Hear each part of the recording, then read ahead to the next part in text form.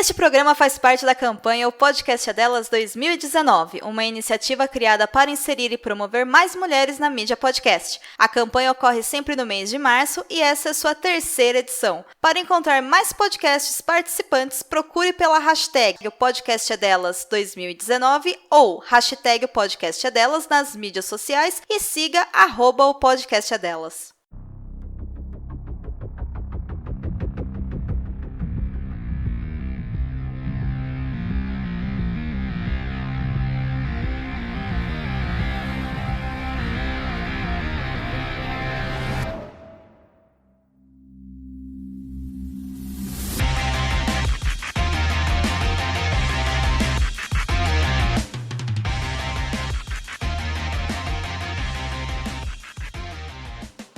Estamos de volta com o BBcast, o seu podcast de automobilismo e outros nerds. Hoje, no episódio 18, vamos falar sobre a série da Netflix F1 Dirigir para Viver, aonde a Netflix pela primeira vez esteve nos bastidores da Fórmula 1 da categoria máxima do automobilismo para mostrar para os fãs como tudo ocorre ali.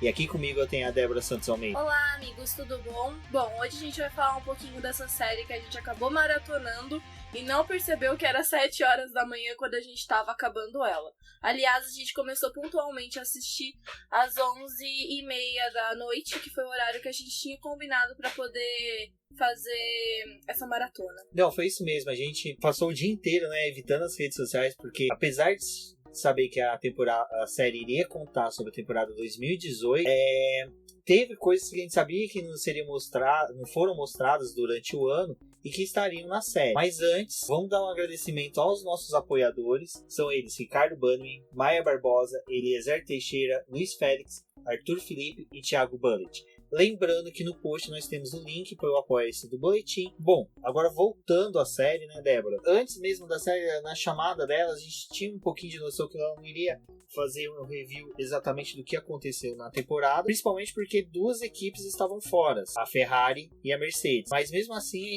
nós tivemos aquela empolgação, para assistir a série. Sim, quando a gente ficou sabendo que não ia ter a Ferrari nem a Mercedes, até que por um lado a gente começou a pensar que, tudo bem não ter as duas, porque é legal saber um pouco mais sobre as outras. Até porque essas duas são as que ficaram mais em evidência durante a temporada. Mas quando a gente fala da questão de bastidor, dá vontade de querer saber um pouco mais do que o Hamilton e o Bottas viveram, ou do que o Vettel e o Kimi viveu. Falando já um pouquinho assim mais pra frente da série, foi uma coisa que fez muita falta foi ver o Kimi. Acho que foi o lado do Kimi que tinha algumas horas que a gente assistindo a série, a gente falava, puta, que seria legal ter um pouco do parâmetro do que o Kimi viveu, porque a gente viu esses conflitos internos de outras equipes, ou de equipe contra outra equipe, que foi algumas coisas que às vezes passam um pouco desapercebido pra quem não é tão envolvido na Fórmula 1, e pra mim foi o que mais fez falta, foi essa visão do Kimi.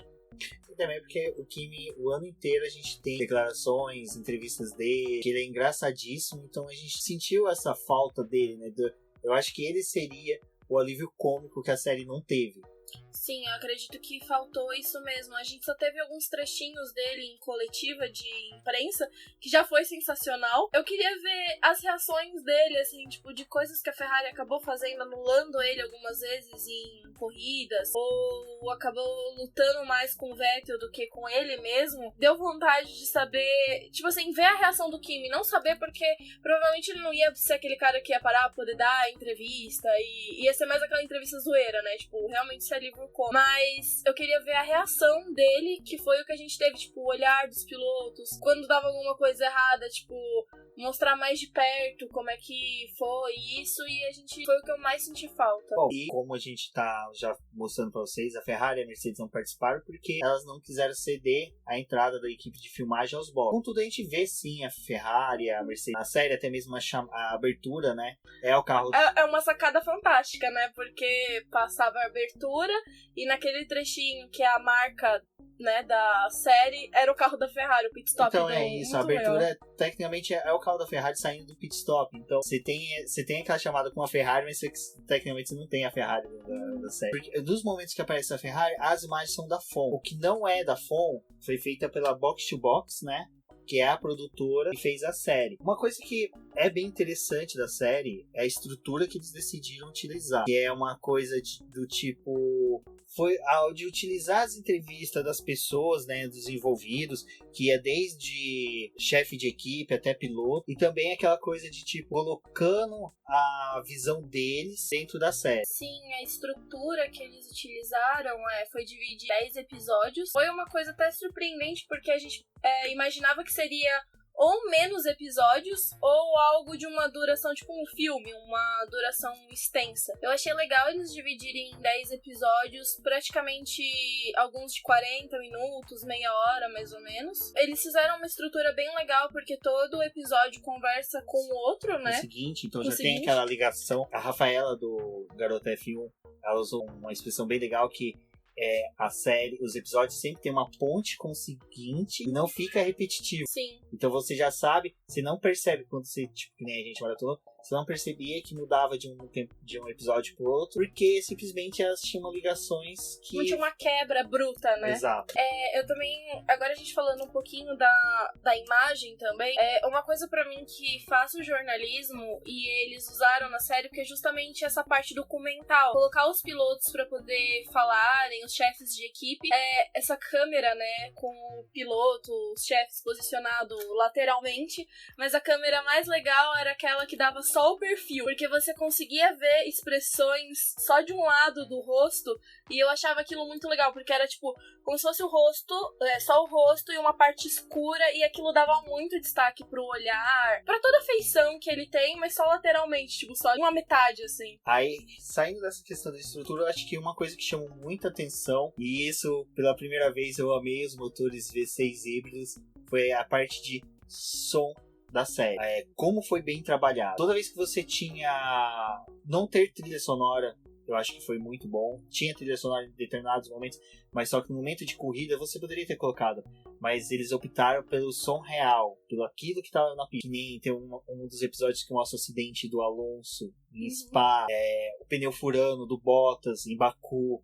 Você tem esse som, você tem essa imersão na série por meio do som. E é muito bacana isso. Você, pela primeira vez, eu acho que nesse ponto, os motores mais sonoros, com um som maior, poderia estragar. Então, a gente ter isso foi muito bacana. As largadas eu achei sensacional. Sim, uma coisa que veio na minha cabeça nesse momento da largada era: sobe o giro dos motores, porque era literalmente isso que eles fizeram.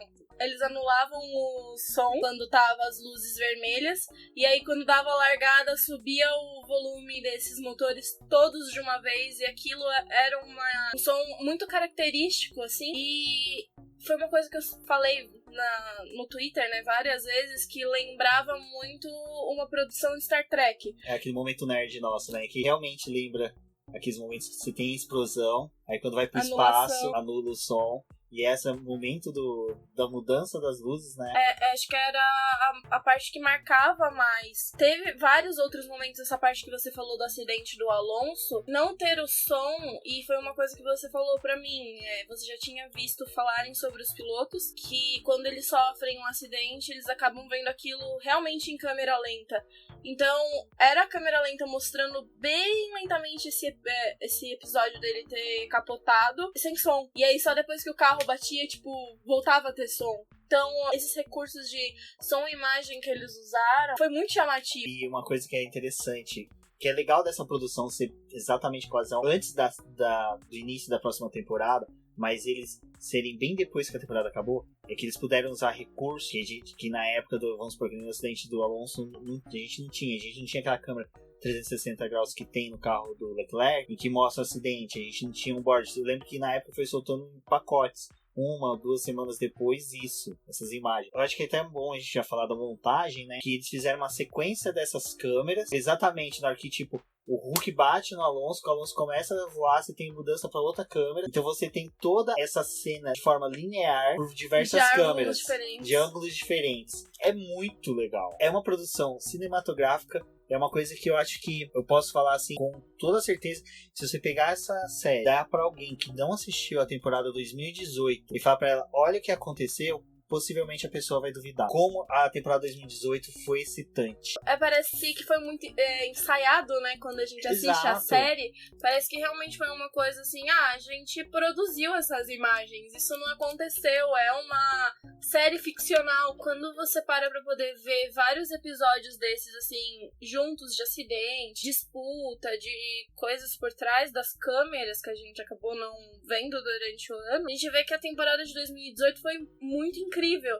Porque mesmo não tendo justamente a Ferrari e a Mercedes, aconteceu várias coisas que às vezes, assim, a gente lembra durante a corrida, mas que passa os dias e a gente, foi legal e não sei o que, mas mostrar tudo isso num pacote foi muito excitante. Não, foi legal que com a saída das duas grandes, a gente teve a disputa dos mortais, de quem realmente não tinha toda aquela potência. Foi bacana, porque, como eu disse, você passar por isso pra alguém que não assistiu a temporada, ela pode simplesmente duvidar de muitas coisas que aconteceram ali, porque foi uma temporada riquíssima e que simplesmente dá pra gente fazer o ano inteiro agora só falando das outras equipes, excluir as ponteiras, porque simplesmente tem muito assunto, tem muito o que se falar. Bom, saindo disso, a gente acho que pode falar que as equipes que foram destaque, né, vamos tratar primeiro das equipes, foi a Haas, Red Bull e Renault. Tudo bem, tem momentos que mostra a Williams, a Force India, a atual Racing Point, a McLaren, a Sauber, mas só que essas três equipes se destacaram muito porque tecnicamente elas foram as equipes que mais se encontraram por N motivos durante as disputas, e que foi bem bacana, né, Débora, focar nessas três equipes que cada uma teve um drama diferente. A Force India teve o drama dela, foi tratada nos episódios, mas o drama dessas três equipes foi bem bacana de se assistir. Podemos dizer que o que aconteceu com essas três equipes meio que ditou muita coisa que aconteceu na temporada. Sim, porque a gente olha pra elas, a gente sabe que elas tiveram um papel muito importante durante o campeonato. A Haas cresceu bastante, era uma equipe que a gente já tinha uma certeza que provavelmente ia crescer. Você vê o desenvolvimento deles na pista e também eles trouxeram esse lado dos conflitos dos próprios pilotos. Eu fiquei até pensando um pouco que mostraram a temporada de 2018, né, falando especificamente da Haas, dos problemas que o Grosjean teve, do conflito com o Magnussen, mas uma coisa que me lembrou muito foi em 2017, porque se a gente tivesse uma série dessa, né, em 2018, mostrando a temporada de 2017, a gente teria visto também o que o Grosjean acabou passando por conta dos freios. Tipo, isso era uma coisa que vinha muito na minha cabeça, tipo, como que a equipe lidou com toda essa questão de ter um piloto entregando e o outro reclamando, mas quando entregava alguma coisa muito boa, e foi algo que eles conseguiram passar com essas três. O legal também deles terem colocado, não ter, né, assim, Ferrari e a Mercedes, é que a Red Bull ficou muito em evidência, principalmente nos 3 primeiros episódios da série. A gente conhece muito do lado do Ricardo, muito do que aconteceu com o Horner para poder administrar a equipe e os 2 pilotos, mostrou preferências, mostrou como que a Red Bull se via no começo do ano, né, porque ela achava que estava ali para poder bater a Ferrari e a Mercedes, e foi algo que, assim, eles começaram com essa visão, e durante o ano eles começaram a perceber que não era bem assim e que eles tinham muito para poder melhorar. Você olha para todo esse cenário e vê que a Red Bull o problema não era só carro. A gente vê que era também estrutural, que eles tinham problemas com os pilotos e conflitos, e tudo isso é muito complicado de lidar. Não, uma das questões da Red Bull, pelo menos eu entendi dessa forma, ela tinha vários conflitos internos e eles não tinham assim, vamos resolver esse, partir pro próximo e partir pro próximo. Não, se resolvesse um, piorava o outro, que não resolvia o anterior, porque ele voltava a ser um problema. Então a Red Bull, ela teve essas questões. Ela sabia que tinha um excelente chassi, mas o motor não respondia. A Renault não aceitava a interferência da Red Bull no desenvolvimento, mas a Renault tinha os motivos dela, tanto como fornecedora como equipe. Então, aí depois chegou aquele momento de que a Red Bull não queria mais ter mesmo o motor Renault, e eles foram anunciar que não iam continuar com essa parceria. Só que a gente vê o conflito do chefe de equipe da Renault com o Horner. Tipo, vocês estão abandonando o nosso motor, mas o nosso motor não é ruim porque o nosso carro é bom. O problema é vocês que não estão sabendo lidar com o nosso motor. E aí ficava aquela coisa aquela tensão de tipo, a gente tem um produto bom, a Red Bull tá falando que não, mas a gente tá mostrando uma coisa tá mostrando uma coisa diferente, e eles ficavam nessas alfinetadas, e uma coisa muito legal que a série mostrou é justamente essa tensão. Quando colocavam os dois juntos em coletiva de imprensa, você via que, tipo assim, tinha uma nuvem negra pairando no ar. Eu lembro qual episódio o Horner chega pra dar uma entrevista numa coletiva, e o Cyril já tá conversando com outros chefes de equipe, se não me engano era o da Alfa Romeo, tava um outro que eu acho que era da STR, estavam conversando. Na hora que o Christian chegou, todos saíram e deixaram os dois. Então, sabe aquela coisa? Parecia sala de audiência de vara da família, em que você ia ter uma audiência de divórcio e deixou o casal junto. Tipo, um olhava pro outro, sabe? O Cyril até ficou brincando, ele ficava olhando pra cima, dando risadinha. Aí o Christian perguntou, teus manda-chuvas estão aí? Eu acho que devia ser o GP da França, talvez, pelo jeito que ele falou. É o que a gente fala, que se fosse uma série produzida, vamos supor, roteirizada e produzida, com imagens geradas pelos produtores, não tivesse usado nada da Fórmula 1, a gente não falaria que aquilo existiu. Porque até mesmo, vamos lá, aquelas alfinetadas que tinham nas coletivas entre os chefes de equipe, somente os fãs mais hardcore vão atrás dessas entrevistas, leem sobre elas ou procuram algum vídeo, alguma coisa. Muito difícil ser divulgado. Eu acho que é até uma crítica que a gente pode fazer para a própria Liberty, é que seria interessante a gente poder ser transmitido e a gente assistir, sabe? Ter mais acesso a ter esse mais tipo acesso. de vídeo. Ele é muito rico. Você vê, principalmente quando você fala da distribuição dessas produtoras de motor, né? Fornecedoras, na verdade. Você vê que, assim, é a principal, que tem o motor, sei lá, Ferrari. Ela lida com o motor de um jeito que a Haas lida diferente, que a Sauber, né, agora Alfa Romeo lida diferente. Mas o conflito mais próximo, assim, realmente era o da Renault com o da Red Bull, porque não foi esse ano especificamente que eles começaram a brigar. Né? Desde 2014, quando o motor já não tava rendendo pra eles, mas que eles também não conseguiram casar mais o perfil do motor híbrido com o carro deles. Foi quando a Red Bull começou a declinar. Até o Horner falou sobre isso, né? Exatamente, que nós fomos grandes, no auge do motor Renault a gente conseguia resultados, hoje não. Então eu acho que foi muito mais uma necessidade da Red Bull de poder ter aquele gostinho de vitória novamente. Eu acho que eles estão tão necessitados pelo gosto, não de vitórias esparsas como tem ocorrido, mas por vitórias, vitórias constantes e títulos, que eles simplesmente optaram pelo motor Honda. E você percebe isso na série. Tem uma hora que um dos episódios começa na fazenda do Horner, aí ele tem um cachorro chamado Bernie, tudo bem, até aí, ok. Mas de repente ele tem dois burrinhos lá, que um chama Max e outro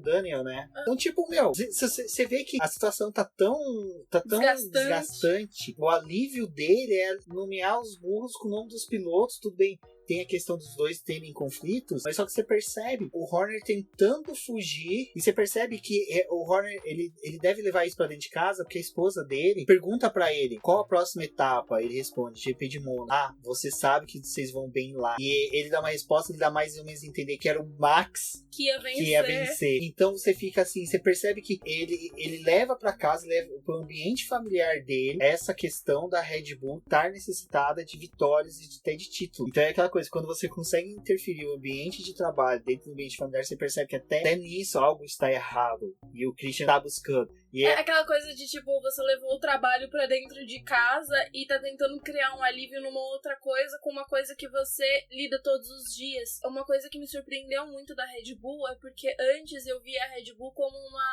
um exemplo de equipe, assim, de bom tratamento com os pilotos e com os funcionários, e foi uma coisa que caiu pra mim em 2018, porque justamente você via o Ricardo sendo anulado, várias situações, e aí você percebe o quanto, porque tem depoimento dele, né, justamente ele vendo o quanto tava desgastante a situação dele na Red Bull, porque existia a preferência pelo Max Verstappen. Só que aí você, assistindo as corridas durante o ano, você via isso, e aí tem a série que te mostra o Christian Horner falando várias e várias vezes, assim, constante, praticamente em loop, que o Max Verstappen era o melhor, que eles iam ganhar um título com o Max.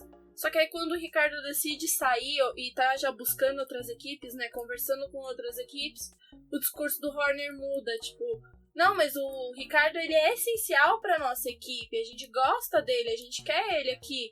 E aí, quando o Ricardo resolveu sair, acho que ele já tinha essa noção de que o Ricardo não ficaria, mas ao mesmo tempo ele teve um baque, tipo, bom, a gente tinha um piloto que a gente conseguia de algum jeito segurar, fazer ele funcionar pra gente. Algumas vezes, quando o Max acabava não dando certo, que nem no GP de Mônaco, o Ricardo ia lá e entregava, pelo menos representava, e do nada ele resolveu sair. Então, aí tem aquela situação da batida deles em Baku, depois levaram os dois lá pra salinha, né, pra poder conversar, e aí quando eles saíram virou aquele discurso de que os dois erraram, tudo bem, só que aí na série a gente vê o lado do Ricardo, dele tendo que se explicar que ele foi o culpado da situação dos dois terem batido. Ele fala, assim, né, como se fosse a pior dor dele dentro da Red Bull, ele ter que assumir uma culpa de algo que ele não teve. Porque assim, já passou, tivemos vários debates lá no podcast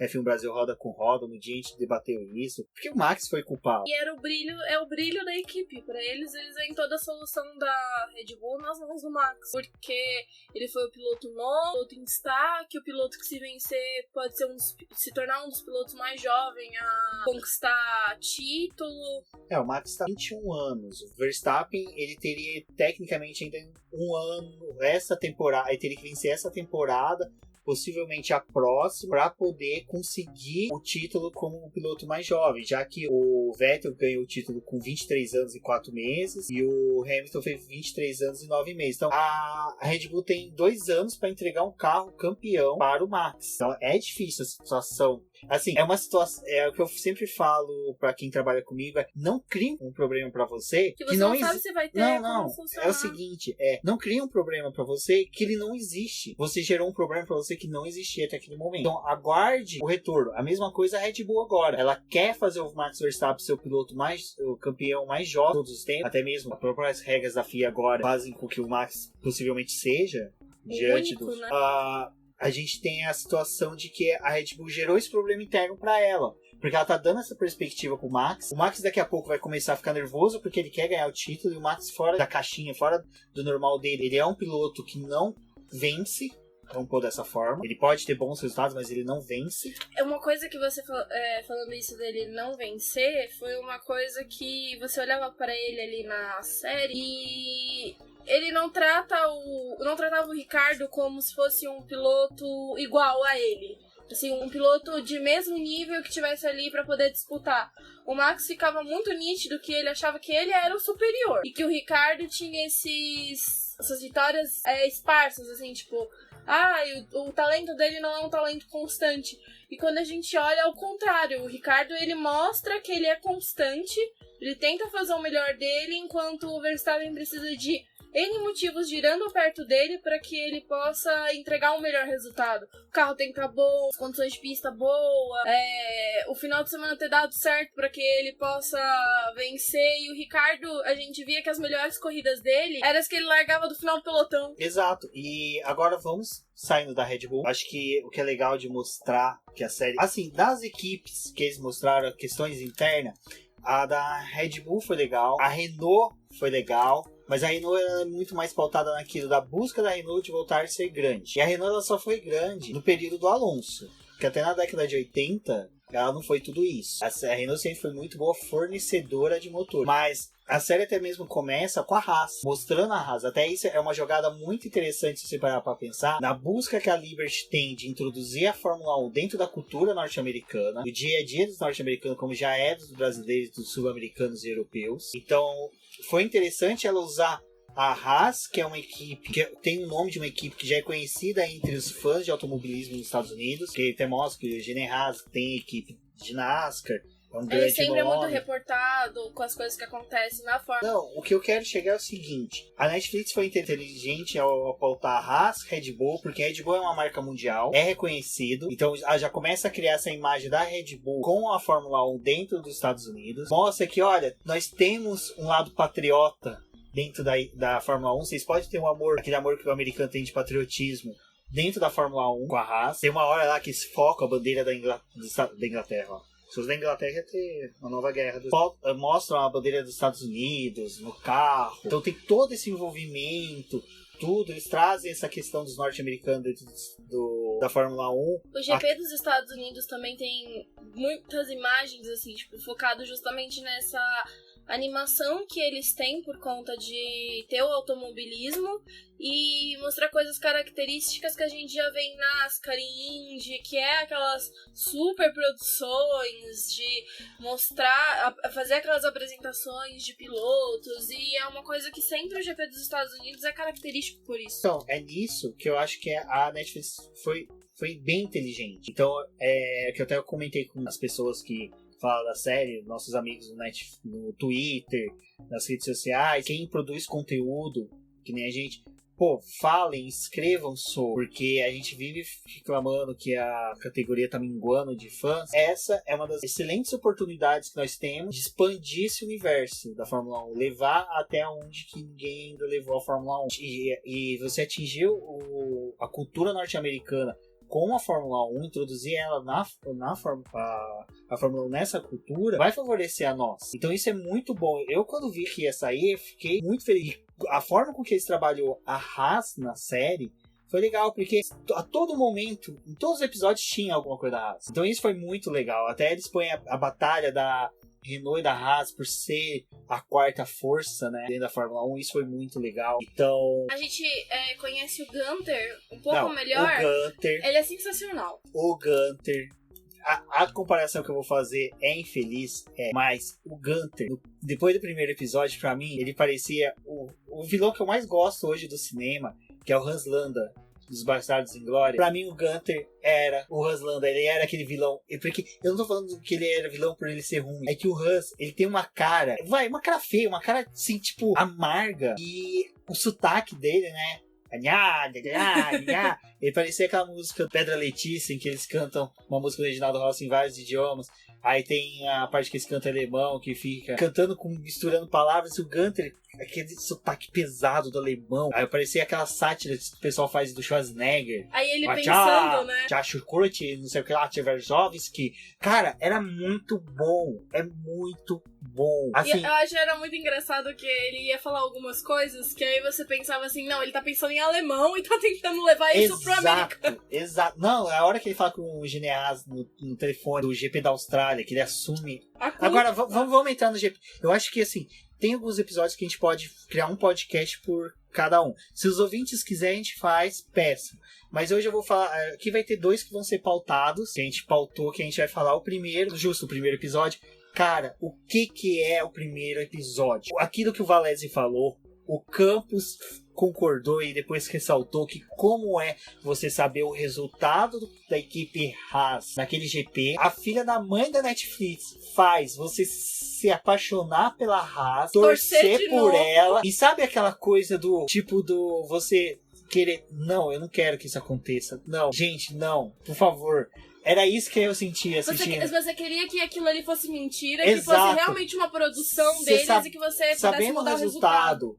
Que os 2 carros não iam pontuar.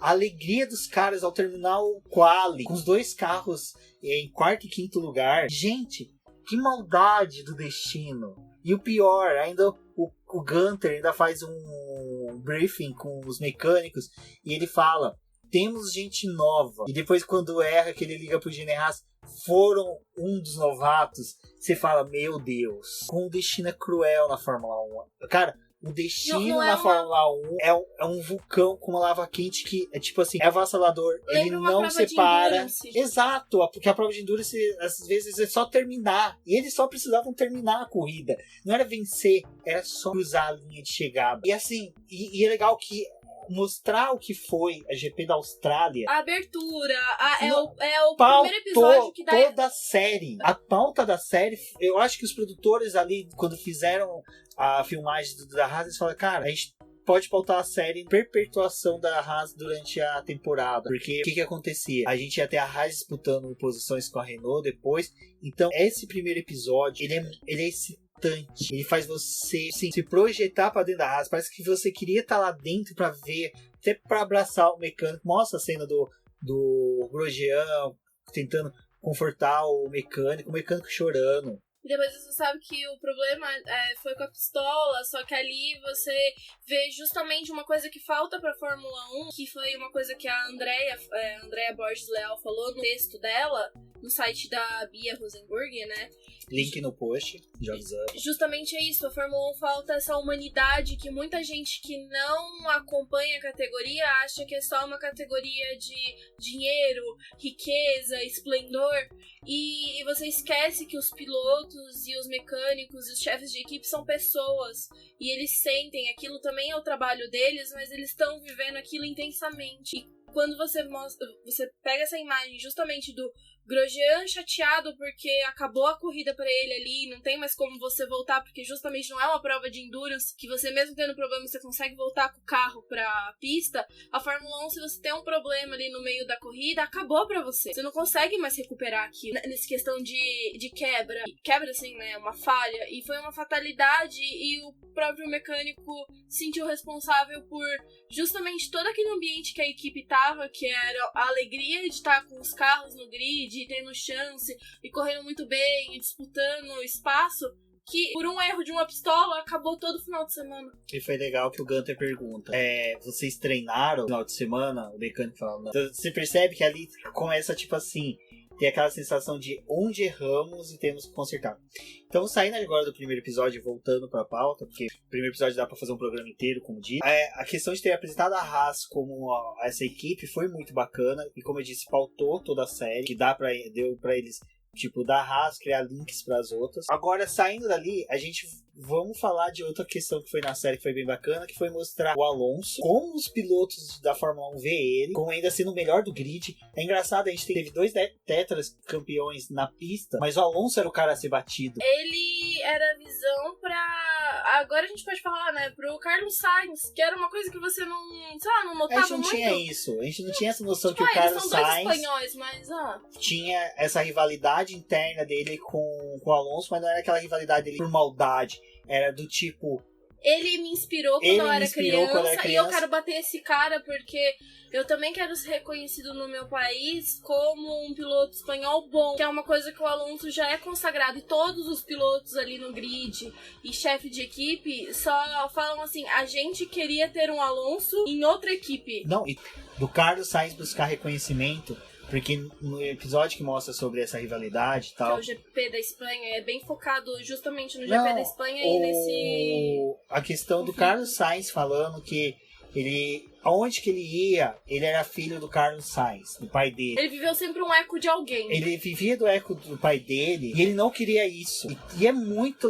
uma coisa, cara, que eu adorei. Tem uma cena que ele tá abrindo a geladeira dele tem produtos que são fechados com prendedor de roupa. Achei aquilo lá lindo. Me senti muito próximo do Carlos Sainz. Eu vou falar agora do meu lado maquilarista. O ano inteiro falava que eu queria o Ricciardo na McLaren. Que eu fiquei triste de não ter vindo, tinha um pé atrás com o Carlos Sainz. Depois dos testes, nos episódios que teve dos testes, eu falei que eu gostei do Carlos Sainz. Hoje, o Carlos Sainz pra mim é o piloto que a McLaren precisava. Porque essa questão dele, de querer a afirmação dele dentro da Fórmula 1, pra mim, vai motivar ele a buscar o melhor dentro da McLaren. Ele quer liderar uma equipe, ele quer ser o que o Fernando Alonso foi, não por causa do estrelato, disso tudo. É porque ele tem motivos pessoais, ânimos dentro dele que leva a isso. E foi um paralelo que você fez com o Alonso, né? A gente vê que o Carlos Sainz, ele tá meio que seguindo os passos do Alonso indiretamente. Porque o Alonso da Minardi foi pra Renault, aí da Renault depois ele foi pra McLaren, né? A gente pode falar assim. E o Carlos Sainz também tá na Renault e agora tá fazendo o caminho que o Alonso tá fazendo. Foi pra McLaren. E essa busca por resultado a gente pode até colocar que, tecnicamente, o Carlos Sainz começou na Minardi, que é a saudosa Minardi, que Deus eu tenho paixão. E ele tá fazendo essa linha, cronológica, que é uma coisa que nós não percebemos isso durante a temporada, mas numa série você vê que justamente como ele tá querendo um destaque, e o maior ídolo dele na Fórmula 1 é o Alonso, que ele também fala isso, né? Quando eu era criança, eu vi o Alonso, eu me apaixonei de novo por automobilismo, e eu queria ser esse cara.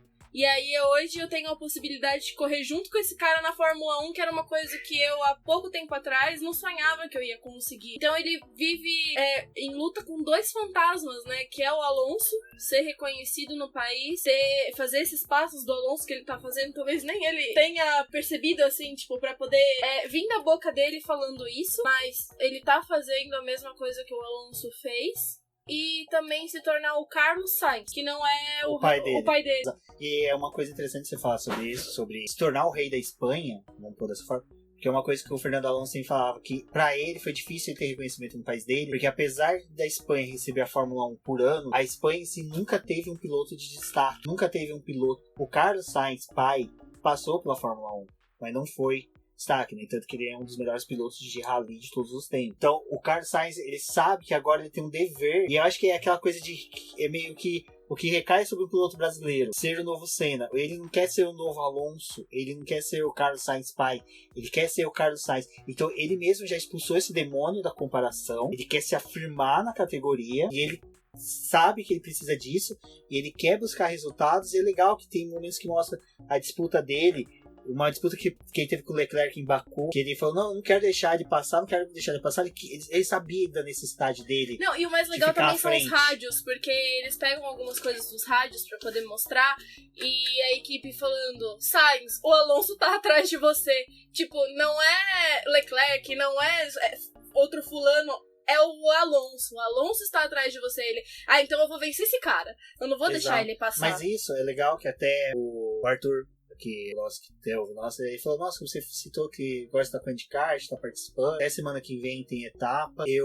Uma coisa que eu percebi no kart, e eu acho que leva pra competição isso, pra qualquer competição, você tem que ter um ponto de referência. Você tem que ter um ponto de referência no sentido de que você tem que ter alguém pra ultrapassar, ou alguém para você defender a posição, para você ser mais rápido. Então você precisa disso, e do Carlos Sainz dele ser estimulado pelo mecânico ao receber no rádio, Alonso está atrás de você, estimulou ele a ser mais rápido, e isso eu achei sensacional. Então é bacana. É legal quando ele acaba, né, essa corrida, ele fala assim, mas eu acabei na frente do Alonso, eu de certa forma venci ele. Bacana, saímos da Espanha, tem a questão da redenção de Daniel Ricciardo em Mônaco, que ele vence. Que tem aquela cena do Christian Horner falando com o Max, hoje você tem que ficar feliz pelo seu companheiro de equipe, e ele, tipo, tá, eu tô feliz, tipo, com aquela cara de... Não, assim, posso falar? Dá pra entender. Não, dá pra entender, dá mas pra entender porque você... Sei lá. O Verstappen. Assim, cara, o Verstappen eu acho que é aquele cara que depois dos 30 a gente vai gostar dele. Você tá me olhando com essa cara, mas vai ser. Você sabe quem? O Hamilton era assim. O Hamilton, muita gente só começou a gostar do Hamilton depois dos 30. Porque ele já era um cara maduro. Ele já era um cara que sabia o que falar, quando falar e como falar. É uma coisa que ele ainda não tem, porque ele é um garoto. E o Verstappen, por que eu falo isso? O Verstappen, ele tava de cara amarrado. O Christian Horner chegou e falou isso. Aí tem ele indo pro iate da Red Bull. Ele sorrindo e conversando com o Daniel Ricciardo. Cara, ele poderia não ter ido, sabe? Mas ele foi. Então, você percebe que ele, quando estimulado a ser um bom moço, vamos por dessa forma, ele é uma pessoa amigável. Então, eu pauto que o Verstappen será aos 30 e poucos anos lá, um piloto que a gente vai gostar.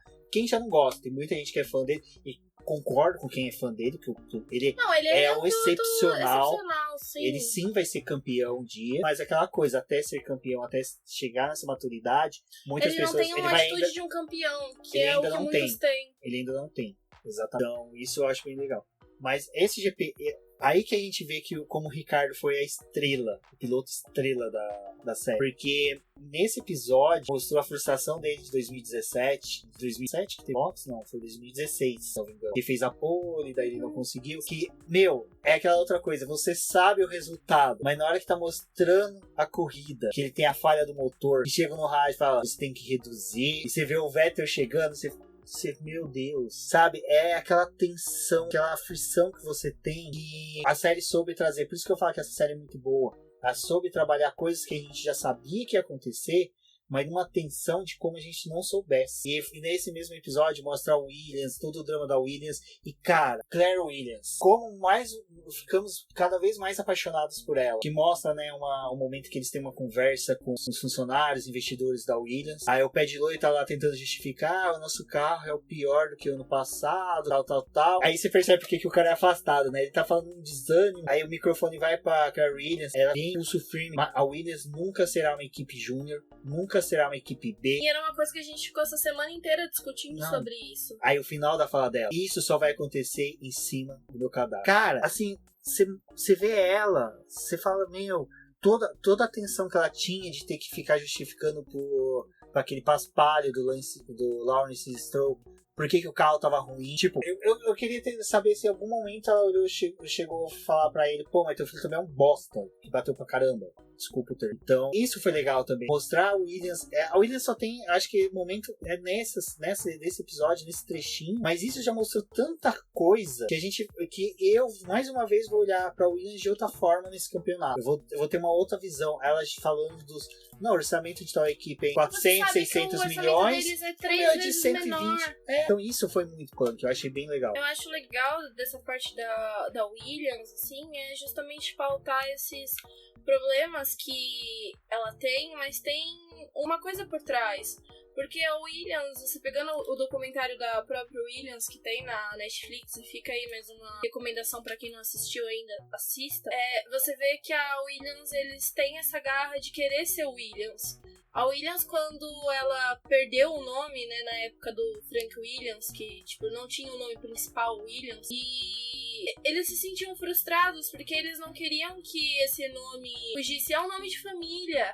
Ele tem toda uma história, não é um simples nome, assim. Ele veio do Frank, e a Claire, ela tá nessa busca de talvez, assim, mostrar pro pai que a equipe ainda pode crescer, porque é uma coisa que é desde o princípio da Williams. Ela era uma equipe que teve vários problemas e que foi o dinheiro que trouxe ela pro auge dela, pros momentos de glória. E eles estão vivendo justamente essa situação de novo. Se você não tem dinheiro na Fórmula 1, você não vai pra lugar nenhum. E esse tem um episódio que mostra bem isso, que é o episódio 5. Os episódios que falam da Force India atual, Racing Point, cara, o nome. Eles fazem um paralelo entre a McLaren e a Racing Point, onde que a McLaren é uma equipe tradicionalíssima, gigante, tem dinheiro, mas não faz um bom carro. A Racing Point não. Ela tem pouco dinheiro e ela faz um bom carro. E é legal mostrar, eles mostram a diferença das fábricas, né? Sim. Que a McLaren é tipo é uma coisa bonita e toda arrumada, e uma estrutura, e você já conhece outra recomendação, que é a série da McLaren que tem na Amazon Prime, que mostra, né, tipo, dentro da equipe, como que é a construção do carro. E aí você olha pra Force India, tipo, parece que eles trabalham dentro de containers, porque é um lugar simples. Parece um galpão de uma fazenda.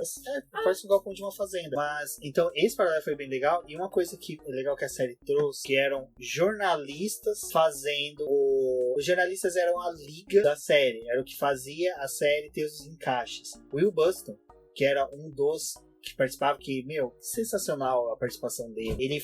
Ele trazia muito daquilo que a gente não tem acesso e não via na Fórmula 1, e ele trazendo essa questão do que a gente não percebe durante o ano. Então isso foi legal, a Netflix usar os jornalistas, que são o nosso meio de comunicação que traz a Fórmula 1 até nós, para fazer esse serpenteamento durante a série e criar o ligamento. Então isso foi muito legal também. E voltando à questão da Force India, na hora que eles mostram que a McLaren está se reestruturando, tem a hora que mostram como é que foi a saída do Eric Boulier, o Eric Boulier suando pra caramba. Se olhar pros outros chefes de equipe, eles tudo quietos, plenos, Eric Boulier vermelho, suando como um porco velho. Quando ele é questionado se ele ia estar empregado até Silverstone, então tudo isso foi muito punk. Você da forma que isso foi mostrado, desde do Zac Brown falar que recebeu a ligação, ligar pro Alonso pra informar isso. Aí uma coisa que todo mundo fala, a McLaren se tornou um time Alonso. Cara, toda equipe grande, quando tem uma estrela, se torna um time daquele piloto. Schumacher, na época que estava na Ferrari, era o time Schumacher. O Senna, quando estava na McLaren, quando o Prost saiu, se tornou o time Senna. A Ferrari com o Prost se tornou o time Prost, mas o Prost saiu. Então sempre tem isso. Não é denegrir a imagem da equipe, mas tem tudo isso, então você viu que... Você via também, voltando pra esse conflito da Haas, você via que eles queriam trabalhar com os dois pilotos e talvez queriam empregar mais coisa pro Grosjean. Só que o Grosjean fazendo tanta besteira e errando tanto e as coisas acontecendo com o Grosjean, eles tiveram que dar mais atenção pro Magnussen. Esse piloto principal, sei lá, digamos assim. Então, vamos entrar nessa questão dos pilotos principais que foram mostrados na série. A questão do Alonso, dentro da McLaren, sendo o piloto principal. O Daniel Ricciardo seria o piloto principal, mas ele foi o Verstappen preferido no lugar dele. Então, a questão do Grosjean, é interessante você falar isso, porque durante a temporada se perdeu a confiança do Grosjean, mas ele conquistou um 4º lugar, que elevou a confiança novamente da equipe. O Gunter, você percebe que ele quer o Grosjean lá, porque ele quer um piloto experiente, ele quer um piloto que entregue. Ele sabe que o Grosjean teve um péssimo ano. Então, é aquela coisa, você... Eu acho que é o mais legal, você falando disso, a gente pode falar de uma coisa que o Gunter fala. Eles querem deixar de ser equipe que eles falam que é o azarão da Fórmula 1 e ser uma equipe constante. Legal que ele fala isso, passa um pouco, tem um episódio que passa a McLaren, aí o Zac Brown fala, hoje nós somos o azarão. Hoje a McLaren é azarão. É meio estranho isso, então. Mas aí que a gente tava falando dos pilotos principais, uma coisa que eu adorei quando teve um momento de falar sobre o Hülkenberg. Ele parece um super-herói. Cara, o Cyril, que é o chefe de equipe da Renault, falando que eles têm o Hülkenberg, que eles querem o Hülkenberg ali na equipe, que eles têm uma confiança no... Cara... Eles têm um motivo porque o Hülkenberg tá ali, porque ele é um... Foi lindo. Foi sensacional, cara. O Hülkenberg ser tratado daquele jeito dentro da equipe, mesmo ele não tendo pódio, nada, você vê que a equipe tá focada em dar o pódio pra ele. E é muito legal que eles mostram depois o GP dos Estados Unidos, que foi o que ditou a Renault ficar à frente da Haas no campeonato, e que o Hülkenberg consegue chegar na frente, o carro dele tem falha. Cara, aí é legal que a série colocou assim, sabe, aquela redução da trilha sonora, o ritmo da voz do Hülkenberg narrando. Aí você percebe que é tipo assim, a queda de potência que o carro tem, você tem a queda da velocidade, do tempo do episódio, você começa a ter aflição. Aí, de repente, tem aquele momento que o Hülkenberg fala, hoje não. Aí a série, o episódio volta no ritmo anterior e ele consegue cruzar a frente do Magnussen. Cara, meu, eu fiquei assim, que jogada linda, que construção de cena bonita. E de narração que eles fizeram. De distribuição, de tudo, gente. Foi espetacular. Então é por isso que a gente tem que ressaltar essa série de uma forma que nunca foi feita. Até no Twitter eu falei assim, a Netflix ferrou com a gente que produzimos conteúdo sobre Fórmula 1, porque ela levou a produção de conteúdo sobre a Fórmula 1 ao nível que a gente nunca teve na história. Aí depois eu consertei, não, ela não errou com a gente. Na verdade, a Netflix estimulou a gente a produzir mais e melhor. E viu que dá para se fazer muito mais com o que a gente tem da Fórmula 1. Então isso foi bacana da série. Aí tem a questão do Hülkenberg, aí depois a gente vai para um outro piloto que, ó, é a mesma coisa que eles souberam trabalhar nessa série. Você já sabe o resultado, mas eu vou te contar a história e você vai querer que o resultado mude. Foi o do Ocon. Mostrar o Ocon, a casa dele, a história dele, o pai dele. Cara, você sabe o resultado, você sabe que ele vai ficar desempregado no final. Você sabe que mas você torce, você quer que a Force India mude de ideia. E você na cabeça quer que dele alguma outra ele queria equipe ser bom, que ele queria chegar na frente do Pérez, e tinha um motivo pra ele querer ser tão aguerrido assim pra poder chegar na frente do Pérez, porque aquilo poderia determinar ele ficar ou sair no momento que eles estavam decidindo qual piloto que eles iam ter que mandar embora, porque eles já sabiam que com a compra da equipe pelo pai do Lance Stroll, não teria outra chance deles ficarem com os dois. Eles teriam que trazer o filho. Então fica aquela tensão de você já sabe que o Ocon não teve lugar, mas ele falando, não, eu quero um lugar. Tudo que eu fiz na minha vida inteira de dormir em trailer, dos meus pais me levarem de um lugar pro outro, ele contando de o pai todas dele as competições que eu fiz, passar a noite trabalhando. O pai dele ficava passando a noite trabalhando, pegava o dinheiro da oficina, né? O pai dele trabalhava na oficina, pegava todo o dinheiro e depositava no filho. Então eles têm essa consciência de o automobilismo não é um esporte caro. Você tem que anular várias coisas da sua vida pra você ter um bom resultado. E aí você chega lá e você sabe que você não é mais ficar. No final do ano não foi antes, mas você sabe que você não vai continuar. E tudo que ele quer é voltar pra Fórmula. Ele tem essa ideia de que ele vai conseguir voltar e conseguir fazer o que ele tinha pra poder fazer e entregar. Só que ele ficou sem lugar. É muito triste. Não, é muito. Essa história do Ocon. Você quer ser amigo do Ocon, porque ele é um cara bacana, um cara legal. Você quer o bem dele. Então a série trabalhou muito bem isso, a Netflix trabalhou muito bem isso em mostrar o Ocon, mostrar toda a questão. Aí eu vi o pessoal conversando nos grupos falando, mas a série colocou o Pérez como vilão. Não colocou o Pérez como vilão. O Pérez mesmo na temporada passada se portou como vilão, sabe? Aquele acidente em Baku, cara, foi em Baku, depois em Singapura. Singapura ele bateu em 2, tanto no Ocon que ele jogou no muro, como não no Leclerc não, no Sirotkin. Então, cara, ele teve um comportamento de vilão. Ele não foi colocado como vilão, ele teve um comportamento. Só que a gente sabe que o motivo dele também ficar é por conta do dinheiro, de dinheiro dele, exato. Até no episódio que mostra isso, mostra que o México inteirinho, o caminho que o Ocon fazia do hotel para e é muito legal que nessa hora que mostra o trajeto que o Ocon fala que eu vou pro autódromo de carro e o Pérez está indo de helicóptero. Aí o Ocon, o trajeto dele, vê várias propagandas em que tem o Checo, né, como o Sérgio é chamado lá, e o Pérez pegando o helicóptero. No fundo tem um prédio da AT&T. Eu não sei se a AT&T, que é uma operadora de celular, é do grupo da Claro, do Carlos Slim, que é o cara que injeta dinheiro na Force India Racing Point por causa do Carlos Sainz, mas você vê que tem uma empresa de telecomunicação ali, dá aquele entender que, olha, ele tá pegando o helicóptero porque ele tem um aporte financeiro violento, forte, que dá esse luxo a ele, enquanto que o Ocon não tem. E a gente vê a equipe deles, né, a Racing Point agora, pode falar, 2 pilotos pagantes. Porque o Pérez tá injetando dinheiro na equipe de alguma forma e o Lance Stroll tá vindo com o dinheiro do pai. Então, e a série também nos coloca E eles falam justamente isso, tipo, não, a categoria não é uma coisa só de um piloto merecedor por estar ali no lugar dele. É o dinheiro, tudo move o dinheiro. O dinheiro que mexe com tudo, com todas essas trocas que teve de piloto. Porque o Ricardo mesmo saiu da Red Bull porque ele não tinha um salário, né, parecido. Era cobrado, teve propostas melhores e não é também só a questão do dinheiro, mas a valorização que você tem dele. O Ocon, ele não tem esse dinheiro para poder se bancar, até porque a gente vê um monte de piloto aí em categoria de base precisando de um patrocínio de R$1.000 e empresas não querem dar. Exato. Então, do Ocon, cara, você torce por ele e nós vamos continuar torcendo por ele. Ele é um bom piloto, é um excelente piloto. Retornar pra Fórmula 1, mas tem o lance do Grosjean que mostra, a série também mostra todo o conflito que o Grosjean teve por não entregar resultado, ele se culpar. É psicólogo, o cara precisou é psicólogo, ele conta que ele foi atrás quando teve aquele acidente em 2002, Sim. Maluco da primeira volta. Mas a gente sabe que ele já viveu vários conflitos, né, dentro da Fórmula 1, por todo esse tempo que ele tá.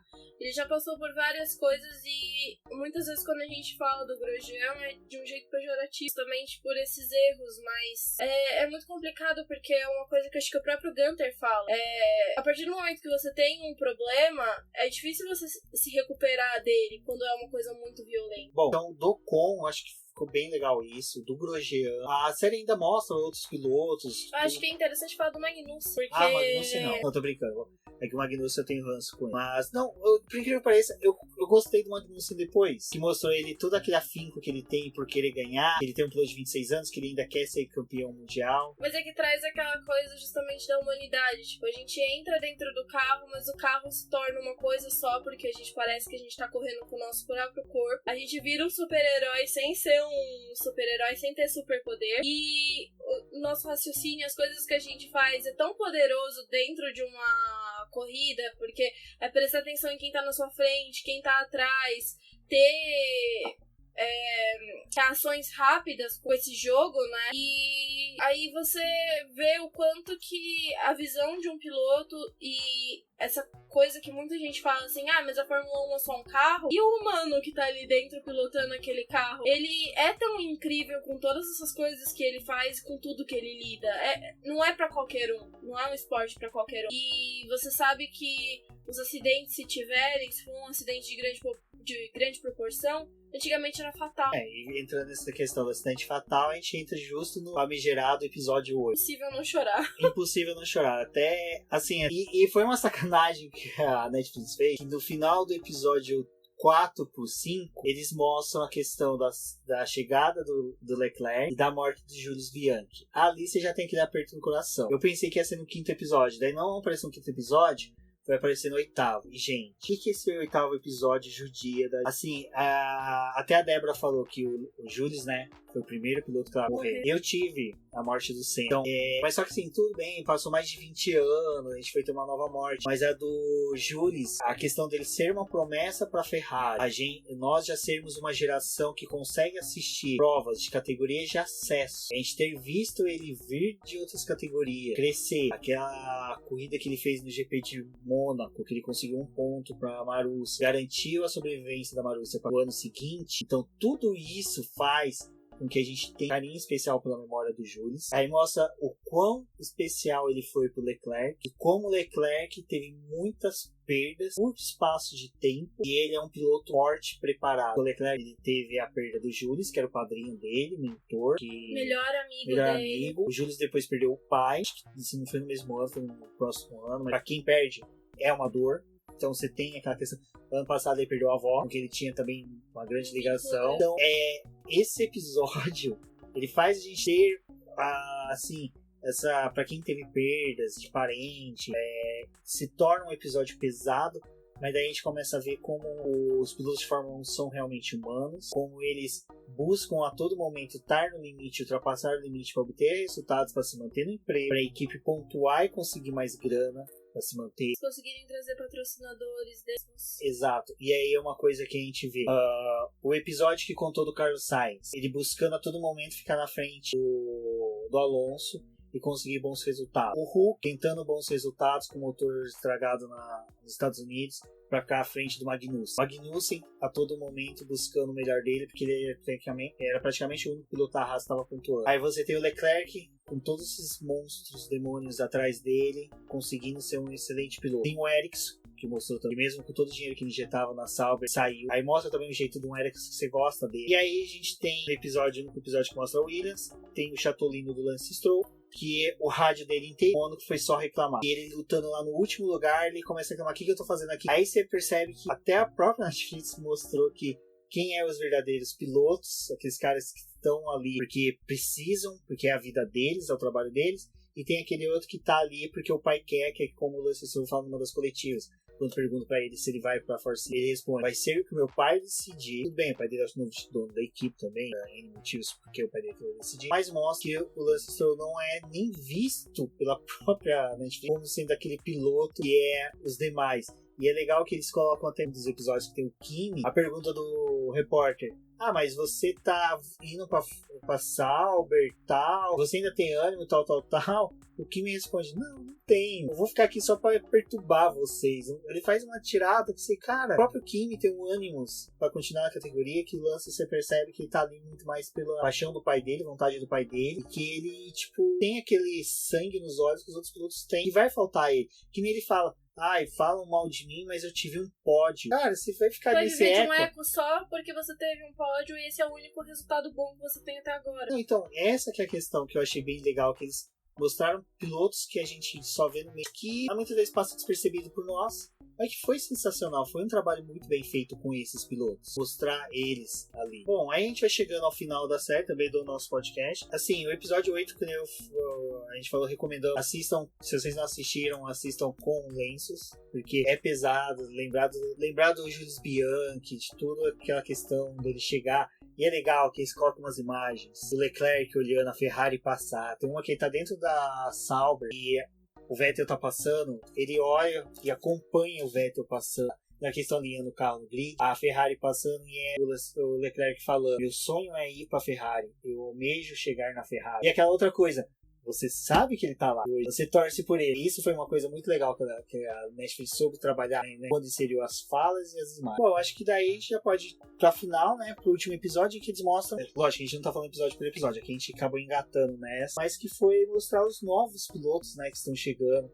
Foi muito legal que aparece o Russell, o Norris. Então tem tudo isso. O Norris falou que desde criança ele queria ser piloto da McLaren, almejava ser piloto da McLaren. Então isso é muito bacana. Você vê a alegria gigante dele de ter entrado pro time. Legal ali naquele encontro que teve na McLaren, o rapaz vai entrevistar ele. Pra quem que você contou primeiro? Ele, aquela coisa de criança ainda, menino. Pra minha mãe. É bacana isso. Ele não foi pra rede social, twittar, ele não foi, não. Então isso, eles fecham legal, eles fecham com aqueles testes da Pirelli em Abu Dhabi, que foi bem no dia seguinte, e é legal que o Carlos Sainz fala, não vejo a hora de amanhã colocar o macacão da McLaren. Ali ele me ganhou, ali ele pega o fã da McLaren. Porque você viu que ele tava saindo com a Renault, ele saiu bem. A Renault não saiu com amarguras dele. Isso eu achei bem legal, sim, mostrou desse jeito. jeito. Sim, você falando isso, você lembra que depois que acabou, né, a Fórmula 1, a temporada 8, a Renault postava muita coisa do Sainz ainda. Sim, postou, até mesmo porque já tinha esse material produzido, mas eles ainda mantiveram, então foi bem legal isso. Mostrou o Russell, aí você vê, putz, coitado, o cara tá com um carro de fim de grade, mas só que o Russell é um bom piloto, eu sei que vai permanecer na Fórmula 1. Mostrou o Gasly, né, também, a sessão do Gasly, como foi ele receber notícia que ia chegar pra Red Bull, então foi bem bacana. Eu acho que é isso. É isso. A gente pode falar do spoiler do Gunter, perguntando se vai ter uma parte 2 dessa série. Não, essa hora, eu acho que você tava fazendo alguma coisa que você não pegou.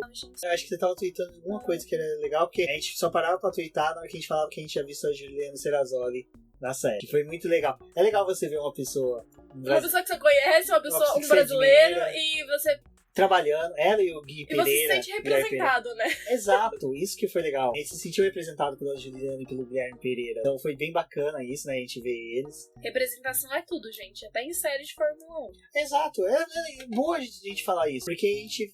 quem que a gente reconheceu de jornalista foi a Juliana Serrazoli, Guilherme Pereira, que eu adoro ele, e o Lívio. Uma coletiva de imprensa que é um marco dele é ir nas coletivas de imprensa. Não, o que é legal é que, né, ele foi filmado no episódio, se eu não me engano, é do anúncio da saída do motor Renault da Red Bull e a entrada da Honda, que o Lívio tá com uma cara de sério e mostra como aquele ambiente estava tenso. Então a cara dele de seriedade, de Leonard Nimoy, do Spock, que ele parece muito Spock, ele pegou e foi bacana, porque você viu pessoas que você admira, pessoas que você lê texto, que você vê na televisão. É lógico que todos ali também você vê na televisão, mas apesar que Guilherme Pereira a gente já viu os autódromos. Mas é justamente essa proximidade. Exato. Da gente poder twittar, mandar mensagem pra pessoa falando, pô, eu te vi, que bacana. E ela responder, ela ficar surpresa que apareceu. E a Ju, ela aparece, como se fosse íntima. A Juliana, ela aparece exatamente em 2 momentos que são cruciais. Salvo engano, é uma do Ricardo, né, falando... Não, o Max Verstappen tentando dar desculpas, respostas referente a Mônaco. Aí depois ela aparece na mesa com o Alonso. O Alonso falando tudo ali da saída do Eric Boulier.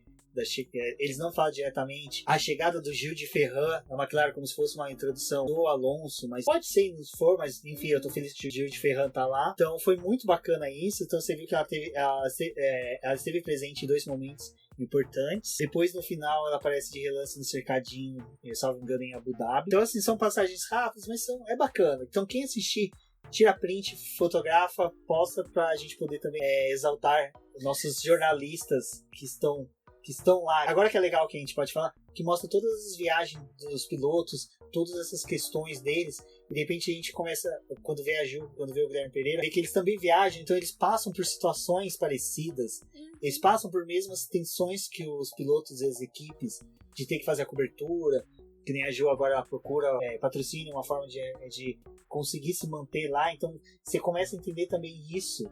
É muito bacana. Essa série é completíssima até nisso. Não, sim, é sensacional você ver eles ali, justamente porque traz essa proximidade e eles terem usado outros jornalistas que também são muito importantes, porque o Bill Buxton, ele é um cara que quando tá tendo corrida, você acompanha ele pelo Twitter, ele é muito dinâmico, assim, postando as coisas, mostrando, e ele dando o depoimento dele, ajudando a narrar a história, é mais uma coisa que você sente próximo, tipo, eu acompanho esse cara o ano inteiro, todas as postagens deles, as coisas que ele fala, e aí você vê ele ali na série inserido. Então, mesmo essas passagens pequenininhas desses pilotos brasileiros, jornalistas brasileiros, dá aquele quentinho no coração, né? A gente pode falar assim. Exato, é bacana isso. E é legal que a gente viu que na temporada 2018 o Brasil foi representado pelos seus jornalistas que estiveram lá. Então isso é lógico, é um devaneio que nós temos, mas só que é bacana de você ver que, independente disso... Brasileiro tá em todo lugar. Não é brasileiro tá em todo lugar.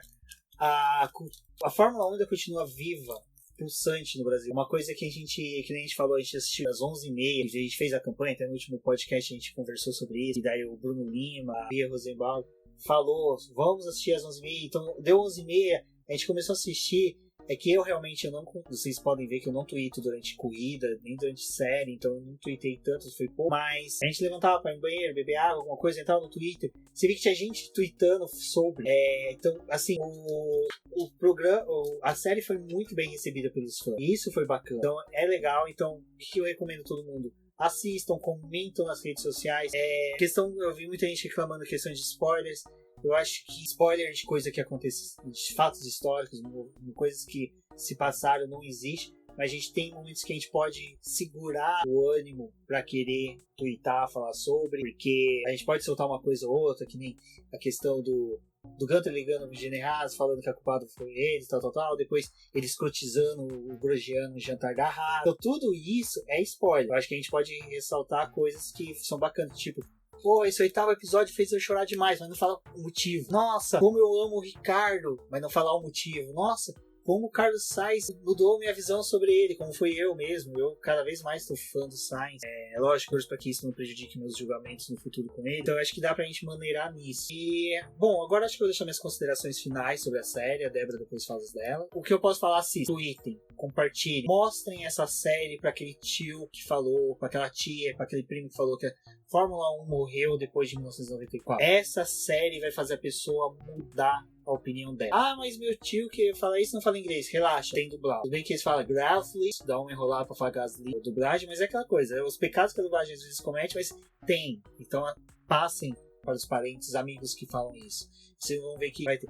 Teremos a segunda temporada, porque o já Ross tem Brown... imagens agora, já foi filmado coisas no teste de pré-temporada, então na próxima vai ter. Vai ser legal. Teste de pré-temporada, eles já estão preparados pra poder ir pra Austrália e filmar as coisas legal? Da Austrália também. Você falou do teste de pré-temporada. Vamos ter Pietro Fittipaldi.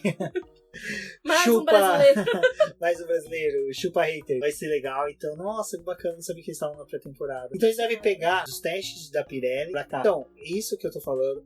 Tweetem, compartilhem, chamem amigos, façam maratona, assistam. Eu acho interessante, mas assistam. Mesmo assim, pedir as imagens dessa próxima temporada, né? Pra Ferrari e Mercedes se envolverem também nesse projeto. Porque é isso que a gente quer fazer. A Fórmula 1 o Ross Brown já falou humana. Que vai trabalhar sobre isso. Ross Brown, Mara, ele quer que a Ferrari e a McLaren, Ferrari e a Mercedes participem, autorizem, porque é bacana, seria legal, porque até mesmo vai ser legal, porque a gente vai ver o conflito Vettel-Leclerc, vamos ver a questão do Bottas, se fica, se vai, então eu acho que vai ser bem bacana. Se o Ross Brown falou isso, então provavelmente na pré-temporada a Mercedes e a Ferrari não devem ter autorizado, ainda vai ser uma coisa que vai ser negociada durante o ano, torcer para que libere. E então eu acho que é isso, acho que todos assistam, compartilhem a hashtag F1 Netflix, para que a gente possa saber, a Netflix ela usa essas informações para mensurar se a série fez um sucesso ou não para continuar. Então eu acho que até durante o ano, coisas que a gente assistiu, eu mesmo eu acho que vou assistir essa série mais uma vez durante o ano, que foi um excelente review da temporada 2018. Então é isso, pessoal, eu fico por aqui, eu sou o Rubens Gomes Passos Neto, vocês me encontram no Twitter, no Rubens GP Neto, Neto com 2 T's. Essa semana teremos mais o BBcast com certeza, falando sobre o GP da Austrália, um preview do GP da Austrália. Fica um abraço a todos, curtam, compartilhem nossas postagens, que é uma forma também de apoiar. Então um abraço para todo mundo, até o GP da Austrália e até lá. Então, amigos, foi o que o Rubens falou. Avaliem a série pela Netflix, coloca lá o seu joinha. É importante comentar, marcar eles em rede social no que for possível, elogiar a série, dar ideias novas pra alguma coisa que vocês querem ver, cutucar essas equipes que faltou pra que a gente tenha um acesso maior a essas imagens e torcer, né, por essa segunda temporada que a gente já sabe que tá sendo produzida pra que ela seja finalizada e entregue pra gente que é fã. E, bom, agora que a gente já fez essa maratona, a gente vai assistir de novo, com certeza. Não é uma coisa que a gente precisa ficar economizando, a gente pode assistir mais vezes e reviver, porque a Fórmula 1 é isso, mesmo as corridas disponíveis aí, elas estão aí pra gente poder reviver esse sentimento de alegria, tristeza, torcer de novo. Legal isso da série e poder rever essas imagens. O GP da Austrália já tá aí, agora a gente não precisa mais falar que tá com saudade da Fórmula 1. Já vamos ter a primeira corrida agora nesse próximo final de semana. Vamos voltar ao review com certeza. Review da corrida também já fica aí uma promessa. E, bom, eu sou a Débora Almeida e vocês podem falar comigo pelo Twitter, @TheFlowers. Beijo pra todo mundo e até a próxima.